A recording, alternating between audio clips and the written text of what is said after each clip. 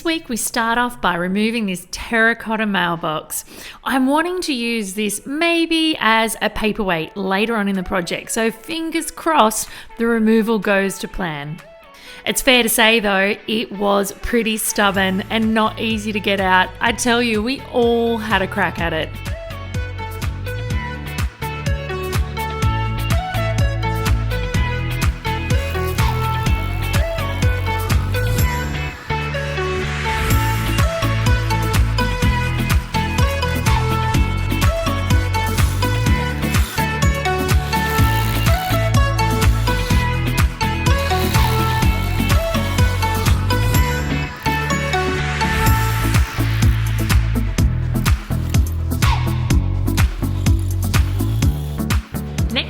Is getting this front facade tiled.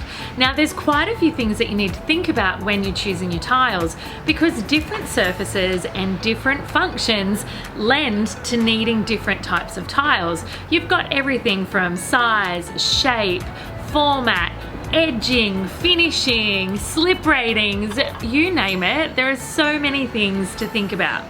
So out here, I've had to really keep in mind that this is a really old house and nothing is straight at all.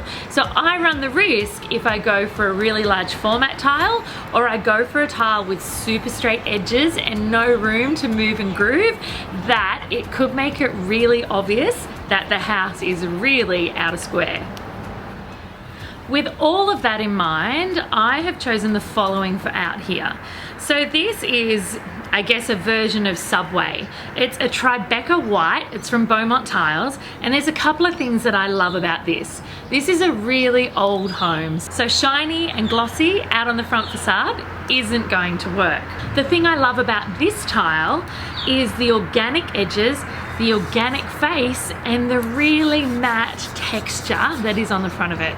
The things that my tiler loves about it is the fact that it's not super straight, it is not super shiny, and it's going to be really kind and really forgiving for him to tile with. Now, as we're tiling the front facade, we need to have a think about the fact that this house is moving and grooving a little. Has a massive tree out the front, which is the reason that all these balustrades were originally cracked. With that in mind, I need to have a chat to Andrew and make sure that the adhesives and the products that we're using are going to have a little bit of give. Similarly, for the floor out here, I'm conscious that it needs to have a good fall on it. Andrew's already done a pile of work to make sure that the left and right hand sides of the property fall really well to the center and all the water can run off, because you can guarantee in a big heavy rain this veranda will get wet. So I've chosen the Mallorca Provincial Grey. This is from Beaumont Tiles as well. Now there's a couple of reasons why I chose this tile. The first of all is it's really pretty, and the pattern on it is definitely sympathetic to the heritage of the suburb. The second reason is it's not glossy and slippy, and this is an outdoor area. So you've got to make sure that the tiles you choose are right for the location you're putting them. And the third reason is it is a good old 200 by 200, which means it's going to be ideal for the tiler to lay and get the fall they need to make sure all the water runs away. I'm ready. Okay, this is the next task. Stage 2. It looks like a war zone, hey? It does a little bit. It does. It looks really poorly cared for, but that's only because I know that we're going to tile over it. Yep. But I do have some challenges here. So I have challenges in that my falls are all wrong, and as an outdoor space it does my head in, because when I wash this side of the veranda down, all the water like teams out beautifully, and when water gets up there it just sits in the corner. Okay, yep. Because we don't have a gutter between us and next door, the water piles in. Yep. It sits up there, and then I walk mud inside. Okay. Basically what we'll do then, we'll leave this side as it is, and then we'll top this side. We'll just probably, looking at the heights, we'll probably screed that side and bring it up, and we'll make it match this side and just check the water flows out the pathway. Perfect. So I'll have a torrid both ways. You will. Okay, so the next challenge out here is all of these balustrades were cracked. Okay. The huge tree at the front, all the roots are under the house, and these balustrades, you know, once we got cut through the render, all the bricks just fell over, literally. Yep. So I want to keep that really traditional, you know, it's a really old home, but I'm super aware that like these two front pillars go like that. Yep. And the sides go like that. And so I don't just want to paint them out, like I want them to feel like they've been bricked. Okay, yep. So. Okay. Still not a bad choice. It's a good choice. Did he say not a bad choice? It's a good choice. Okay choice? No, it's a good choice. Yeah, yep. So I'm hoping this is going to be really nice and forgiving, and I'm hoping that this will mean that we can tile over the existing brick pillars. It's really in keeping with the heritage listing of the suburb. Yep. And at the same time, I don't know if you guys can see it, it has like wonky edges and it has a wonky front profile. Wonky is probably not a flattering name. It has organic.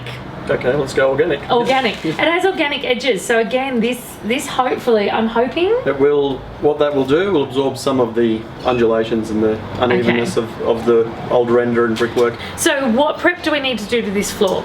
So this floor, we'll multi-prime this and clean it. We'll clean it all first. What's multi-prime mean?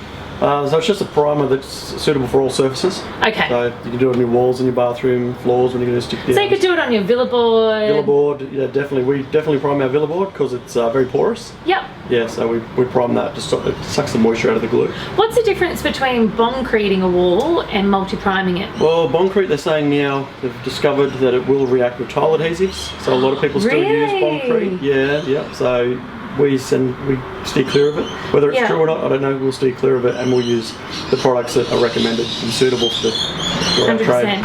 I actually take tiling very, very seriously. Have to. A lot more seriously than I take my painting. Yep. Because I know that it's one of the joys of painting is you can paint over and you can change your colour and you can repaint. Yep. But like I don't know if it's just the way I was brought up, which was very conservatively.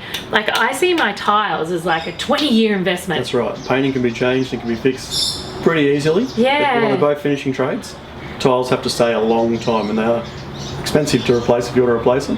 So yeah, and I also find that's a really good reason to make sure you're choosing the right tiles. That's exactly right. Like think about your slip ratings, think about your patterns, think about longevity, think about streetscape, think about movement. There's a lot to think about with tiles. There is a lot to think about. Yeah, I'm not tiling, and that's the reason why. I'm instead choosing beautiful tiles, and I'm going to leave you to it. Sounds Is good. that cool? That's fine. How about I go show you where all the stocks are? Okay. All right, this way. Now it's over to the Pachira tile team to lay the screed and get to work installing those gorgeous subway tiles. I just know this is going to be a long job, but I have a funny feeling it's going to be worth it in the end.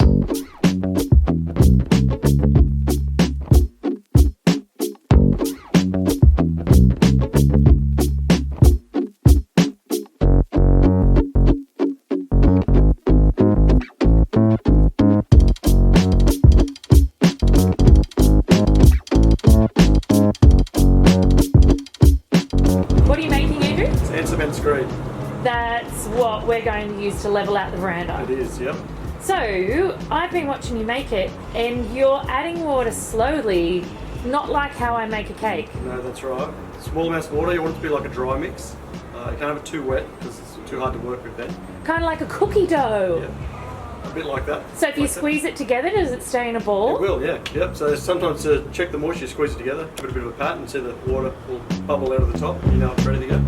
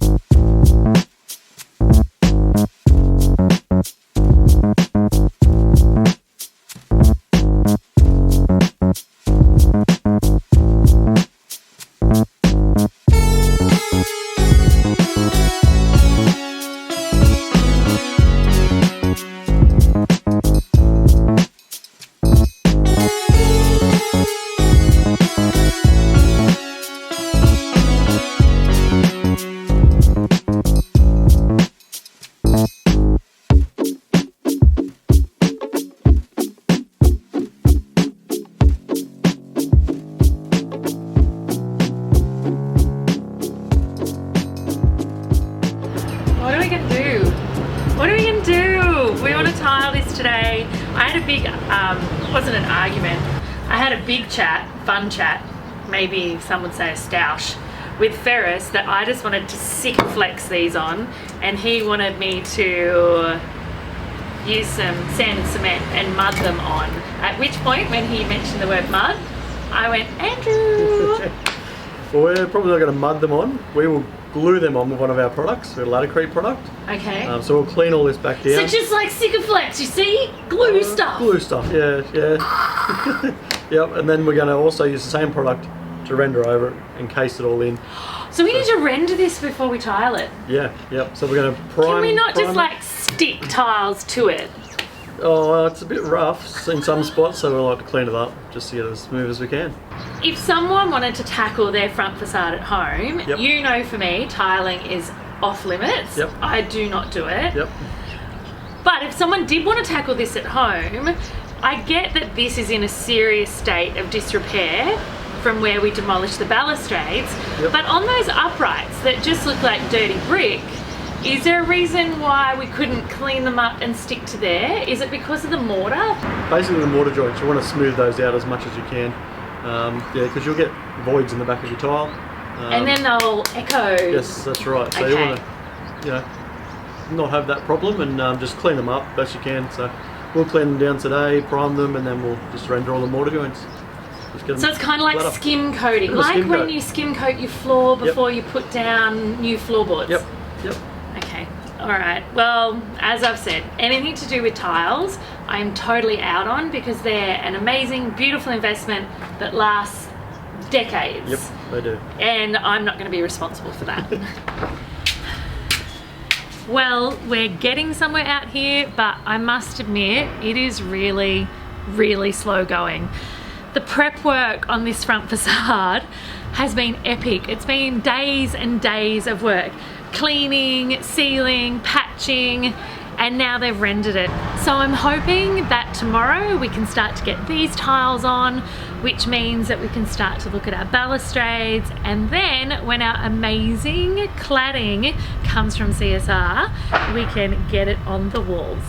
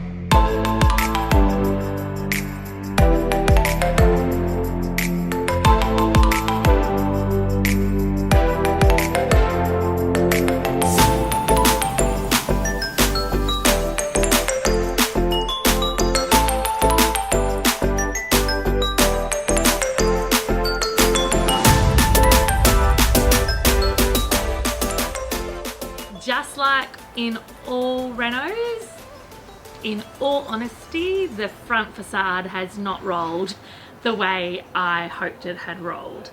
I am loving the tile I've chosen, which is great. I'm not loving it without a grout because it feels a little bathroomy, but I know that when I put in a real pale grey, sandy looking grout, it's going to look exactly as I want it. On the other side of things, the tiling has literally taken 4 times longer than expected. Not through any fault of my amazing tiler, but because of the substrate. It is really fiddly, there's so much work to prepare it, and he is an amazing artesian tiler, and he's never going to give me a job that doesn't look great. In saying that, it is going to be a bit of a hit to timelines and a bit of a hit to budget, and that's why you always need a buffer. Thanks for watching this episode of my 1880s house restoration. If you'd like to know more about Carrington House, see other rooms we've done or will be doing, check out the products that we've used, our trade and supplier team, as well as get all the behind the scenes footage and all the specifications, colours and finishes I've chosen for every space, then head on over to my website, naomifindlay.com/Carrington House, and everything you need will be right there.